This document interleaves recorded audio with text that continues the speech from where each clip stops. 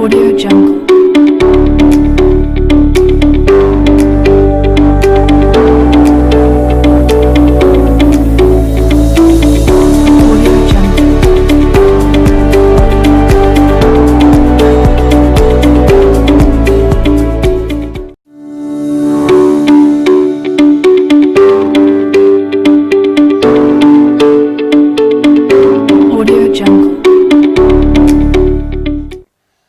Hello dear viewers, welcome to State of the Nation. Do you know what? It is always a delight to come into your living rooms and wherever you're watching us from. I always look forward to bringing you great guests who are able to articulate matters of national interest that are of concern to you. So as usual, tonight I bring you, one of the most vibrant, upcoming opposition political figures in the name of Dr. Daniel Shimunza. He is the president of Movement for National Transformation. He is no guest, to this platform because this is not the first time, of being here. And we will be discussing calling for an early election.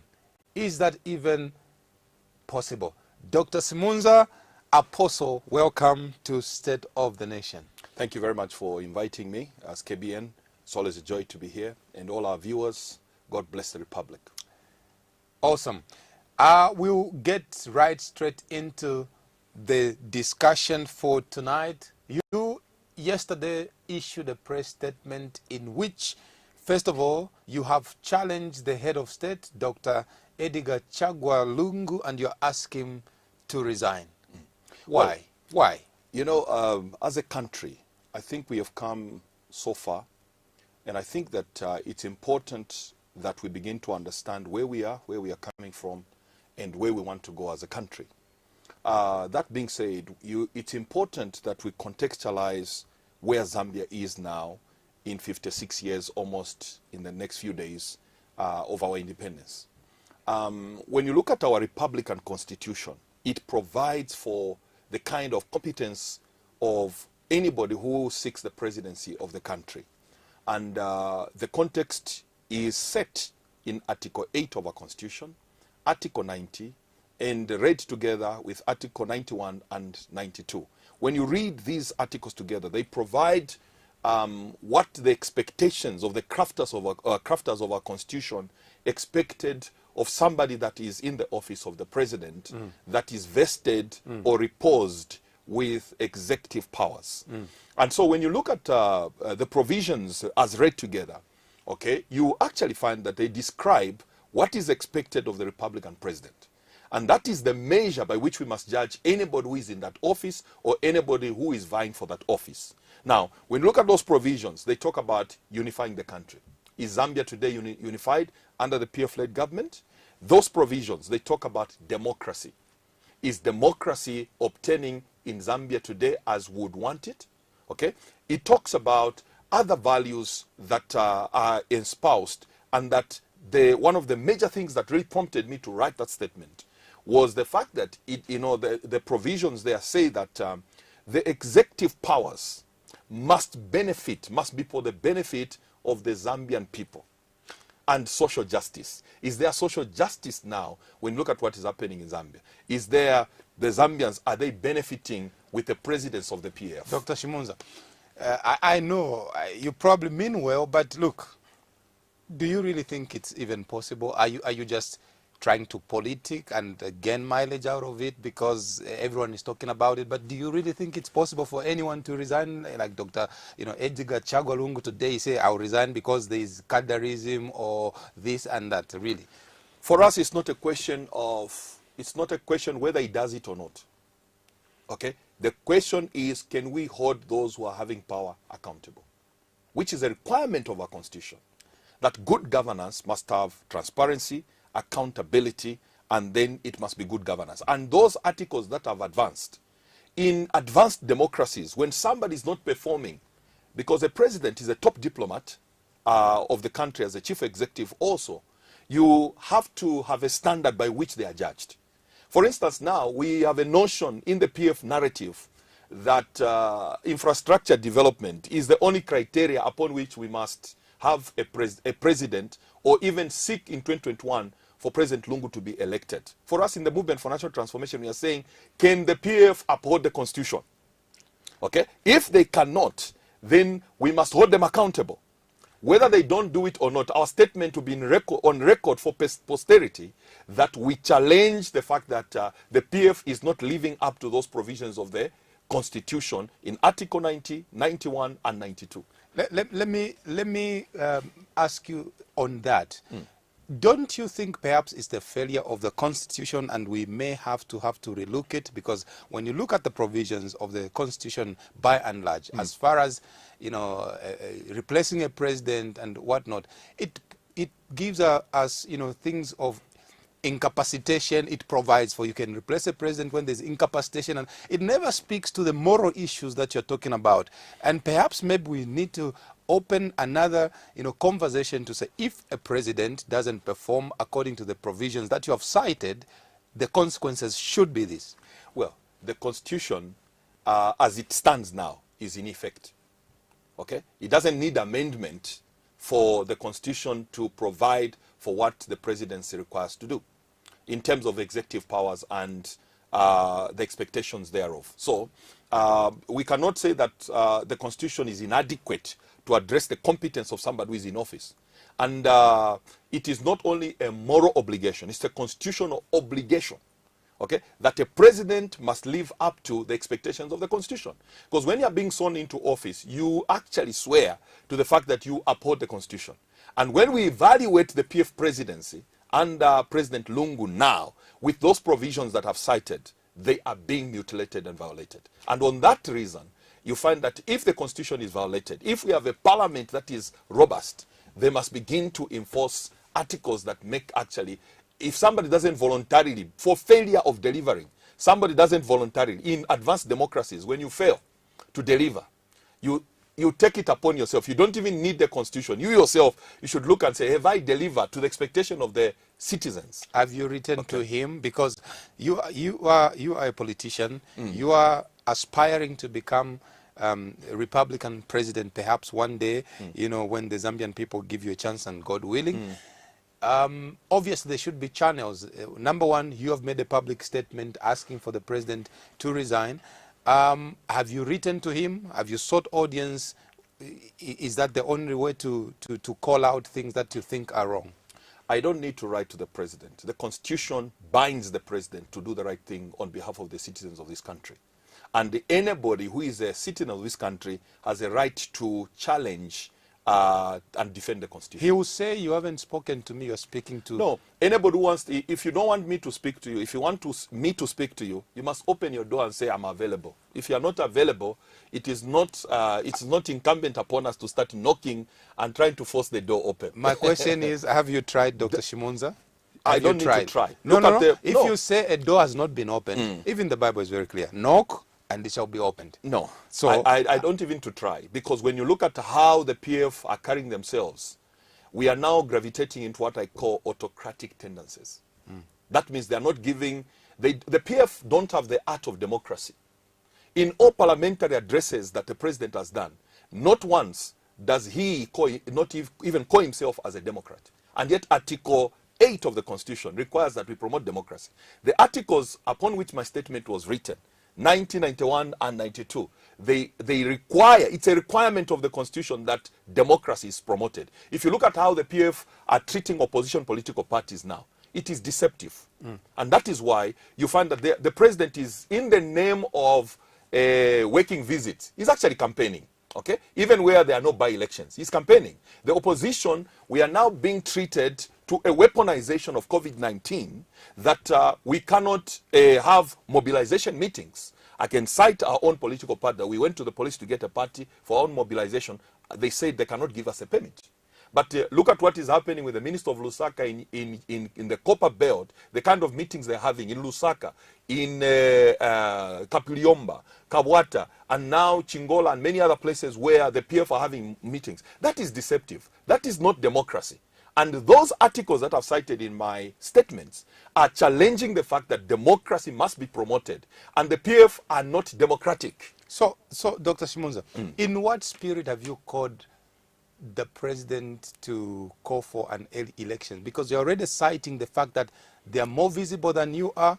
They are more in touch with the people than you are. You are very disenfranchised, not only you, but all the opposition political parties. You are disenfranchised. Don't you think that even if they were to call a snap election today, they will still get it? Because they have an upper hand. What if they were doing the right thing? For us, we are appealing to their conscience. And the spirit in which I'm writing what I'm writing is the Constitution. It's a spirit of the Constitution, which binds the Republican president to uphold that Constitution. And he's not, okay? Because if he was a Democrat himself, this political space now would not have narrowed against the opposition. Look at what is happening now, where opposition political party leaders like Kainde Chilema are stopped even just to go to court to see a colleague who is in an alliance with them. We are not part of that alliance ourselves, okay? Look at what has happened to Mrs. Kamwili and how she was handled. That is police brutality. So human rights are questioned, and the Constitution requires that social justice, okay? The articles that I've cited, Article 90, Article 8, Article 91 and 92, are demanding that the executive powers must not be used to abuse the citizens, but for social justice and the well-being of the country. That is the spirit of the Constitution, and we are not seeing that justice. I do not know how the PF would respond to your call for the president to resign. But when I read the political mood, I do not think the president is anywhere near adhering to your call. What next? Well, for us, the fact that they cannot basically respond to the tenets of our democracy, it buttresses our argument that the PF are not practicing democracy. You must know that the PF are socialist in their orientation. They call themselves social democrats in their constitution. And that is why they pander to the state interference in many of the things that they're doing. The democrats that we enjoyed under the MMD, for the PF to get into power, they were allowed to campaign. Michael Sata would lose an election, and the following day starts going around to mobilize his party. But why are the PF not allowing the opposition to do that? Okay? And that tells you that they are not democrats in their practice. Okay, just because I'm seated on this program does not define exactly what democracy is. And so when you begin to look at the PF, for instance, for them, they think that to run a country is just infrastructure development, which we are thankful for, except that this infrastructure has come with debt. But if there's the only thing that they have in their political bag to win an election and say that they've worked, democracy and what we want as a citizenry is more than just infrastructure. The Zambian people are looking for leadership. The president has been silent on many issues that affect the Zambian people. Social justice is not there, if you look at those articles that I've cited in my statement. And that is why we are saying that whether they comply or they don't comply, for us, we are putting it on record for posterity that we required in our own time and in our own generation that the right thing should be done insofar as political leadership of the country is concerned. In your statement, you have called out a number of issues that are of great concern to you, and perhaps a number of our viewers, some of which borders on police brutality, the economy, debt contraction. Can you just take a bit of time and speak to those things? Exactly. You see, this is why I'm saying that for the PF, they think that infrastructure is the only way to run a country and win an election in 2021. And that's why I'm saying that we are grateful for that infrastructure, because any economy needs infrastructure. But even when you look at, let's take the economy first, which is their major failure. And as opposition political party, when we speak like this, we are not speaking for ourselves. We are speaking for the majority citizens that are feeling the heat and the brunt of the economic failure of the PF. If we go back in 2011, you actually find that the economy that the PF inherited, the GDP was 6.7%. Our own reserves in the economy were doing very fine. We started contracting debt. And the PF are on record having said that they were going to manage the debt.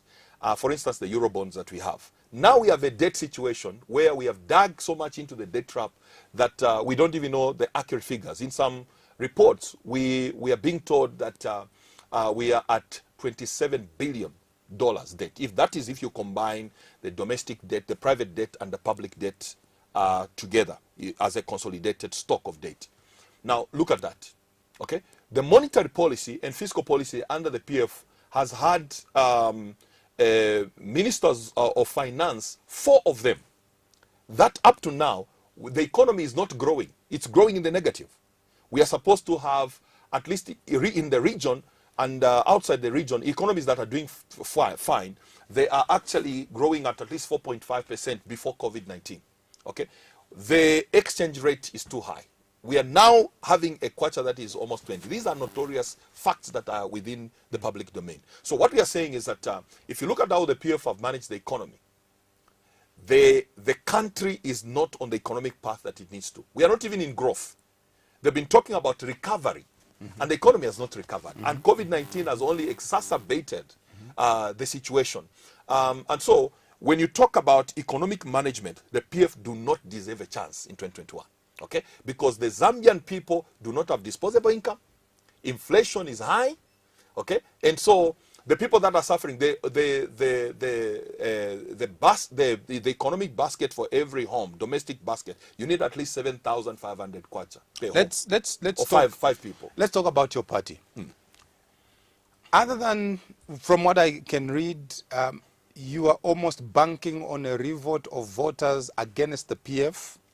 But what is your strategy to reach the people who are actually the ones who are going to hire you or fire the PF? What is your strategy? Not necessarily. As political parties, Article 60 of the Constitution mandates us to give checks and balances to the ruling party. So that is part of our mandate as political parties enshrined in the Constitution. So we are not banking necessarily on the inabilities and incompetences of the PF, but we have a vision. In this country, we are the first political party that has said Zambia must become a first world country. Just that itself. The PF don't even have a vision. Infrastructure development, like I'm saying, is not a vision of a country. For us, the vision is clear. There is no political formation in this country that has a vision to make Zambia a first world country. That means that our agriculture must go in that direction. And that is what we are selling. Now, for us to get to the country, that's where you and me and all the citizens, if they believe that the PF must be given a mandate after all these failures in terms of police brutality, the economic management that is so bad, and all the things that we are seeing, no social justice, and the only thing they have is infrastructure. If the Zambian people feel that that is good enough for our democracy and our country, then they must give the PF. But for us, we are saying it's time we have a leadership that is competent with a vision. President Edgar Lungu was elected on the premise of a sympathy vote that the Republican President Michael Sata, may so rest in peace, died. And out of a sympathy vote, the Zambian people said, okay, let's continue with somebody that is going to continue the vision of President Michael Sata. But now look at where we have gone. For us, we are saying Zambia must be a first world country. Agriculture must be industrialized, mechanized, education must be first world, and all these, the economy must not just be recovering, but must grow and go into dominance. The military in this country must be first world. Everything for us in terms of policy directive must be a first world policy to advance this country. Right. Good message. My question still is, how are you reaching, the people? Let me say this to you, Dr. Shimunza. I think the blessing of COVID is the fact that it has literally changed how things are done. You are contending that the political and civic space is shrinking for you as the opposition, but all the eyeballs are now on internet, on apps, and so you don't need political or police permit to reach your people. Are you realigning and rearranging your strategy to reach the voters? Absolutely. But you cannot only look at reaching the populace and citizenry of this country by social media platforms and online platforms. Because again, how many people are connected to online platforms? It's those that are in the urban centers. The majority of our citizenry and electorate are in the rural areas. That requires financial mobilization and mobilizing the human resource in order for you to win an election. And as a party, we have a multifaceted strategy to do that. And it's not easy to be in the opposition because many times businesses are clamped down, people are afraid even to relate with you, but these are the issues that we have to circumvent and overcome just like any other opposition political party, and take our message of first world Zambia and not remain a third world country. So for those platforms that are online, we are going to do exactly that, and we are doing that. And for those that are not on online platforms where we need to reach them in the remotest parts of this country, where we have accessibility, but under the PF, of course, you are seeing that the president can just fly in the Challenger or in the helicopter for ZAF and get to Chirubi and everywhere else, when the opposition cannot even be allowed to do that. So this is why we are saying that the political space must be free for everybody. If you win, if the PF win, they must win squarely and fairly. And we need a fair election. If you look at how ECZ is functioning, as opposition, we are saying they are in collusion with the PF already, because and 2021 may not be a fair election because they are not listening to the stakeholders. They are doing things, basically as if it's autocratic. Those are the issues that we as opposition have raised, and we have discussed those issues. That is why we are saying that we want a level playing field where if you win, whether it's opposition or whether it's MNT or PF or any other political party that wins, we want to win fair and squarely. Not where other people are tied, their hands are tied, whether it's on social media platform or any other platforms and so forth. We have seen media being closed in this country. Okay, other media houses have been closed in unceremonious circumstances. So what we are saying is that you cannot have one strategy, because the people that are on online platforms are a limited number. Okay, when you look at Zicta statistics, it's just a limited number. But we have to go countrywide, and that's where our mobilization is. We have to mobilize resources, mobilize people, and create our structures and be ready for 2021. But the PF are tying the hands of opposition and taking advantage of that. And that's why we are saying democracy is being disenfranchised insofar as other stakeholders are concerned. Dear viewers, you're watching State of the Nation on a Thursday. As you know, we come to you every Thursday at 20 hours. My guest on the program tonight is Dr. Shimonza, who is the president for the movement for, I always mistake it with the MMD, you know, Movement for National Transformation. MNT. Yeah, we take a short break and join us on the other side.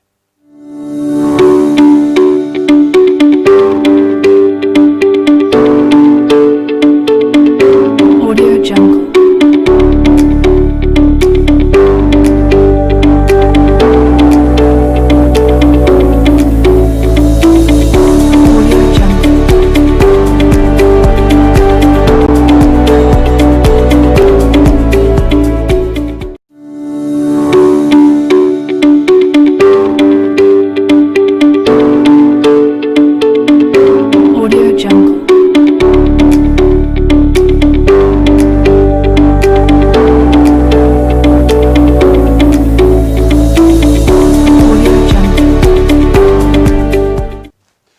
My guest is Dr. Daniel Shimonza, president of the Movement for National Transformation. We are discussing calling for an early election. His party has called, for the resignation of the Republican president, Dr. Edgar Chagwa Lungu, and also he has called for an early election. Dr. Shimonza, you're a man of God. Let's face it. Let's be very realistic. Even if the election was to be called, where do you stand as MNT? Well, or you are just saying the PF has not done well, and therefore let's call for an election and allow for someone else? Or are you rating your chances as MNT? when we speak, it's not just about MNT. We are speaking for the nation. Okay? As opposition political party, as an opposition political party, we are speaking for the entire nation. Okay? At this stage, when we call for an election, we have a precedent in this country. In 1990 and 1991, when the presidency of the then first Republican President Kaunda failed to deliver for the Zambian people, where the country deteriorated economically, we had sanctions and all other problems, where Zambians were lining up for yellow maize and all the problems that came in the 80s with the Kaunda regime, an early election was called. Okay? And Zambians, through a consensus, not a partisan issue, and this is my call to the Zambian people now. When I speak such a statement, I am not particularizing that it's MNT that alone should do it. No, this should be a national agenda. The MMD did not start it as a political party interest. Okay? It started as a national consensus of various stakeholders that came together and said, let us redeem our country from the decay that the Kaunda regime brought us into. And that is the call that we are making. Okay? And you and me, media houses, every stakeholder must now see that the PF are taking us in the wrong direction in terms of democracy, in terms of unity, in terms of the values that we want to see and the kind of development that we want to see for the country beyond infrastructure that they're boasting about. Okay, so when we make a call like that, it's not about MNT as a party. We are calling the nation and we are saying those who are progressive and transformative in their thinking, we are calling you now. Let's make a consensus like they did in 1991, that we are able to say we want our country back, we want democracy back, we want unity back, and we want our economy back.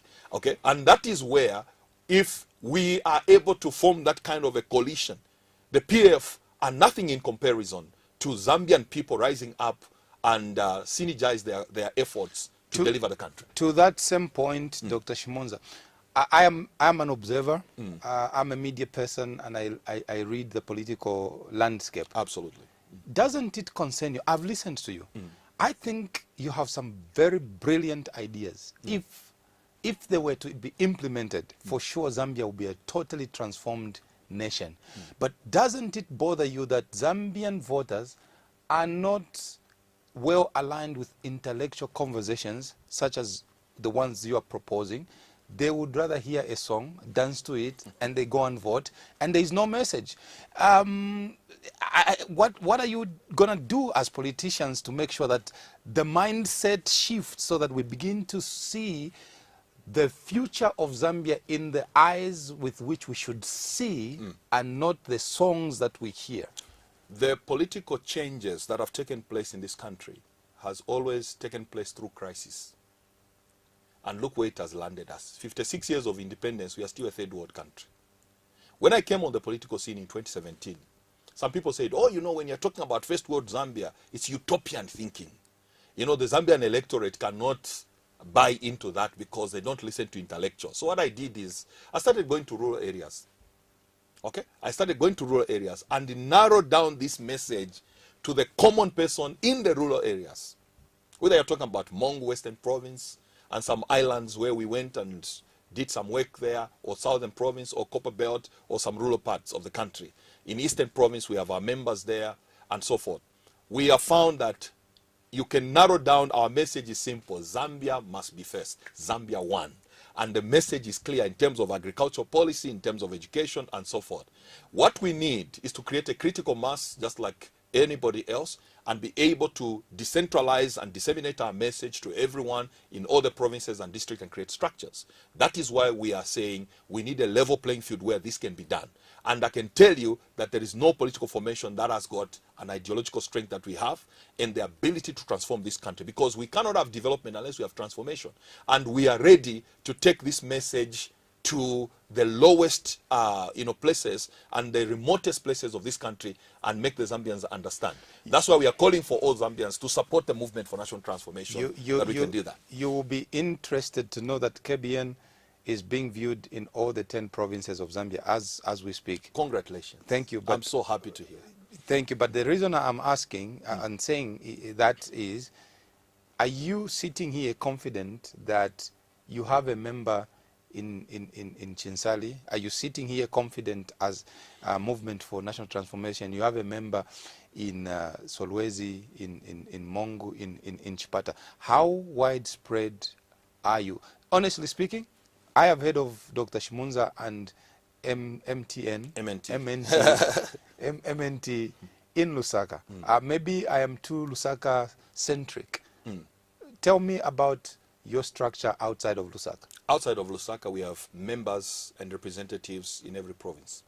What we wanted to do now was to have a national mobilization program where our provincial and district representatives were supposed to come here and were supposed to launch our program. And that's a permit that we were not given by reasons known to the police and the PF restricting us. Okay? And you would have now seen how we are spreading across this country. And this program is continuing. We've been on the ground and mobilizing ourselves and mobilizing resources as well from our members and from other well-wishers that we can take Zambia to transformation from third world to first world country. So this is the program that we are on. And as I'm talking to you, we have representatives from every province of this country, and we want to launch our mobilization, national mobilization program, so that then we can take the message to the remotest and be ready for 2021. You spoke about, let me come to policing, you know, the Zambia police. It was transformed to be a service, not a force. But I think the events of the recent past seem to be taking us back to the Zambia police force and not a service. Where have we gone wrong?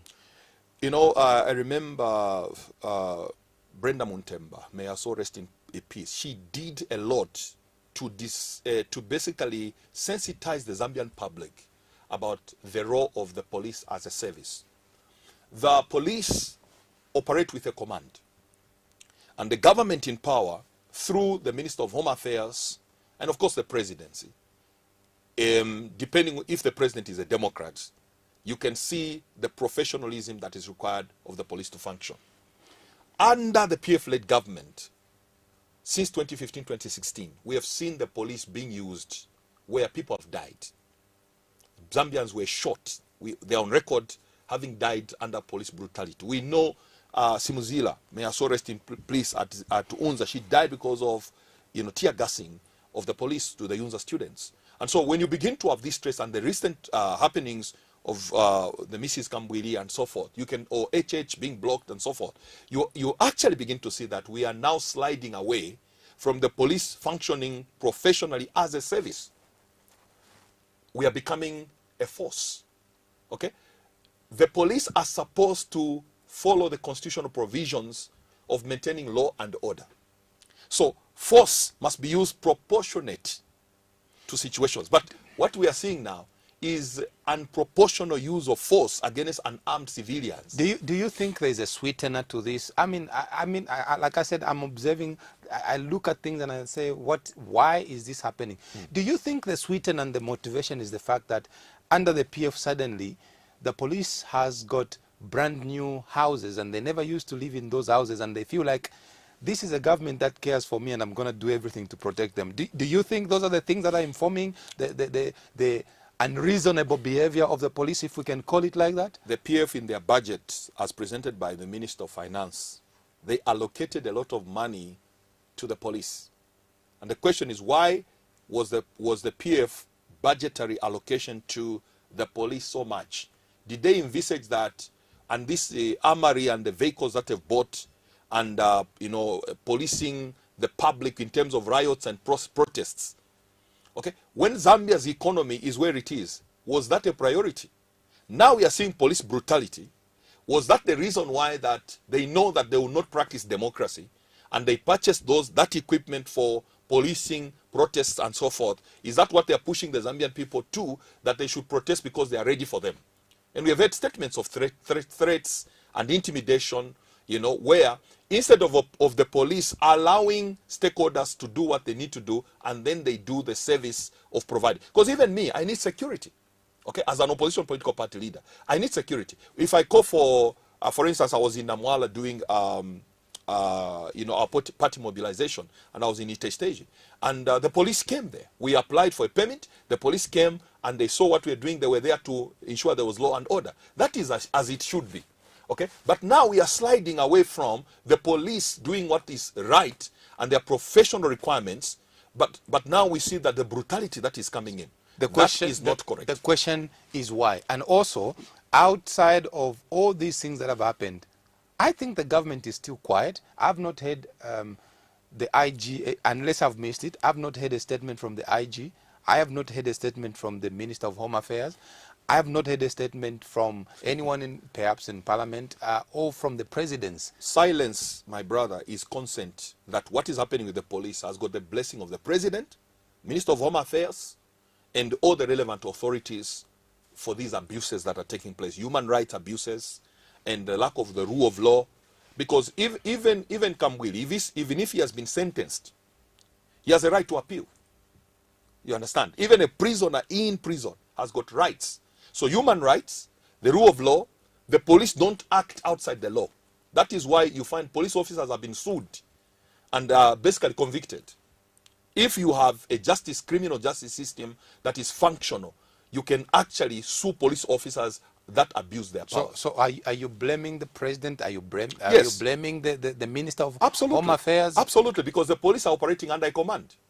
What, And the president is the commander-in-chief of the armed forces. He's the commander-in-chief of the police itself. And so the command starts with the president, then the Minister of Home Affairs, the IG, and so forth.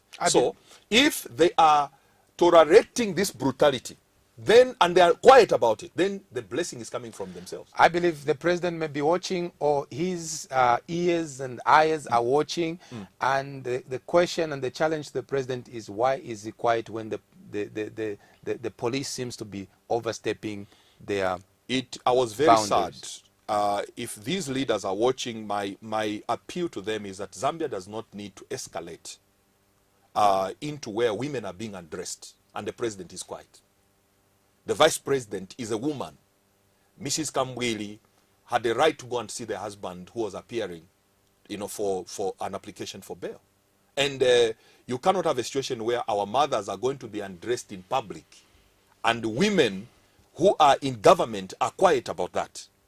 And the Republican president, even if he's not interested, that's why those articles I've cited, Article 90, Article 8, the values, the principles of democracy, the principles of social justice. It is not right. For us in Africa, our Ubuntu culture is that even my daughter, who is only 16 years, you cannot be undressed in public. Okay? That is not our culture, Zambia. So if police are going to have the blessing of the president is quiet, the first lady is quiet, women who are in, except the Human Rights Commission have issued a statement to condemn what the police did. My appeal to the Republican president is that infrastructure development is not the only thing that governs a country for political expedience. And that's why we have a problem in the country. There are other aspects of running a country based on the values of democracy, based on social justice. That is why when those are not in place, it means that there's incompetence in those who are governing, and they must be held accountable. And that's why I called for the fact that if these things are not being fulfilled, as the Constitution requires, it is only fair that the president must resign. Don't you think that you're playing to the music of the PF, because they are actually derailing all of you from focusing on your core messages? You're observing their tantrums and their turns and twists. Part of our responsibility as opposition is to give checks and balances, and we will give those as and when we do, not neglecting the vision we have. It is a notorious fact for those who read, for those who listen, even those who are listening to this program, that we are a party that stands to transform Zambia from a third world country. If you look at what is happening, police brutality, look at what is happening in Nigeria. It's typical of third world countries. Okay? If you look at failure in economies, it's typical of third world countries. If you look at lack of industrialization, those are typical of third world countries. So this is why for us our message is clear. Our vision is clear. Zambia must be a first world country. We must transform this country from a backward third world country to a first world country. And so when we are giving them checks and balances, it is always from this backdrop and this understanding that we have an agenda to transform Zambia from a third world country to a first world country. The contrast is that in your statement, while it is that you call out all the ills that you've cited, you have actually acknowledged the development that PF has brought. Do you think that it's gone to their heads? Well, it is important. I am one of the probably objective politicians on the political scene now. If the PF do well, we have commended them that have done well. In terms of infrastructure development, they've tried. And in my statement, I've said that there is infrastructure. Because if you're driving, you can see the lights have been put on the roads. You've seen my bridges, even if they are third world bridges, but at least they are better. You understand? If you look at the bridges that Rwanda is doing or Ghana is doing, they are far advanced. So for us, these bridges have done, they are better than what we didn't have. So we can appreciate that infrastructure, although it's still third world for us. And for us, we want first world infrastructure, modernization policy. So we appreciate that. But what we don't agree is how this infrastructure has come. It has come with debt. Okay? And that is where the Zambian people have what we call in law. As a lawyer, I'll tell you, we have what we call now odious debt. The PF has led us into odious debt, which is debt imposed on the citizens without their permission. And we talked about this debt, and they kept on defending it. So the infrastructure has come, but at what price? The debt contraction that Zambians for years to come, the interest of these Eurobonds, the interest of Chinese loans, our assets as a country are at stake right now. And so this is why we are saying they've done well, but not completely well. So let's just say, let's suppose the PF fixed all the ills that you are citing, the things that you're not happy about, constitutionalism, governance, the police issues, the rule of law. If they fixed those things, and on the other hand, they've got infrastructure development, would you give them another chance? Well, I'm an opposition political party, and we are selling an agenda. If we knew that the PF can do that, we wouldn't have been on the political scene. The PF have failed. In what sense? They have failed to do those things, and that is going to their legacy. If you look at my statement, I said the presidency of Dr. Lungu, Dr. Edgar Chagwa Lungu, is at stake because of these failures. And we are only remaining with about 8 months before the 2021 elections. If they had the capacity to do it, they should have done it from 2011. Okay? You're talking about 9 years. So Zambians have been undergoing this declension and deterioration in politics, democracy, the rule of law, and so forth. HH was arrested. So dialogue has failed. But the responsibility falls on those who are in power. It's a PF. 9 years, they've been given a chance. And that's why executive powers were reposed in the current Republican president. And he has failed. I don't think that it will be a miracle to change all that in 8 months. I know that you all have your constitutional rights of association, forming political parties. But what worries me is you are all speaking in isolation. I've not seen you political figures coming together, beginning to speak with one voice. You are all looking at plot one.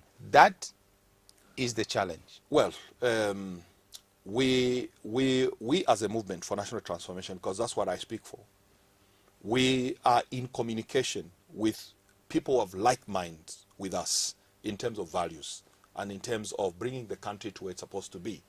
And what political parties are you in talks well, with? at the moment, we are not in any alliance. I know you may not be in an alliance, but who do you think that you can sit on a table with and discuss similar ideas from all the many politicians that we have, political party leaders that we have in Zambia? Currently, none.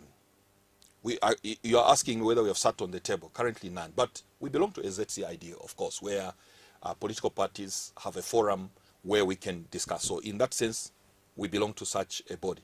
But in terms of alliances, we are not in any alliance because we are looking for people that have similar values to the ones that we have and that we can pull to make Zambia a first world country together and unite for the betterment of the country beyond partisan interest. And for us, this is how our approach to politics is. But so far, we are seeing none. Because if you look at in the inverted commas, the political parties and political formations that have been there, that have participated in general elections, most of them are recycled politicians. Okay? They have no new ideas that are going to transform Zambia. And this is a problem we have. If we keep on recycling the same people, even if they form new political parties, or they come from this party and they form alliances, what new thing are they going to do that they never did in the last 20 years, in the last 40 years of this country? We are recycling the same people. So for us, we refuse to begin to work with people that are going to basically do the same thing they've been doing. That's why we are saying we need people that have the same values with us, and we are ready to do that, whether they are from civil society organizations and so forth. Zambia is bigger than the political party formations that we have right now. And the population has increased to 18 million. And so we are listening, okay? We are discerning and we are judging and saying, who can we work with? And those who feel that they can also work with us, we will collaborate to make sure that Zambia is transformed. And we are in this for a long haul. In the next 2 days or so, Zambia turns 56.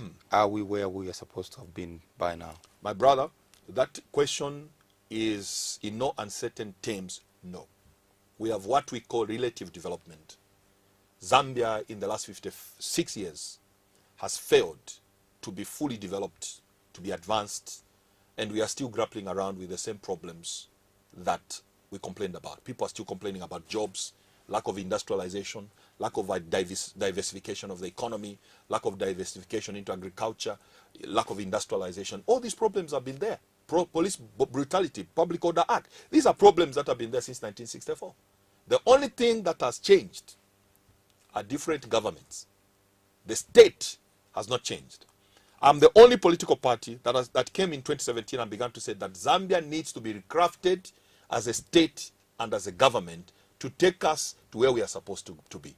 And what some of the changes would you propose for Zambia to accelerate on that trajectory? Number one, we didn't contextualize our democracy. For us, we want to contextualize our democracy. Number two, we need transformative leadership. We have only had transitional leadership and we have only had transactional leaders.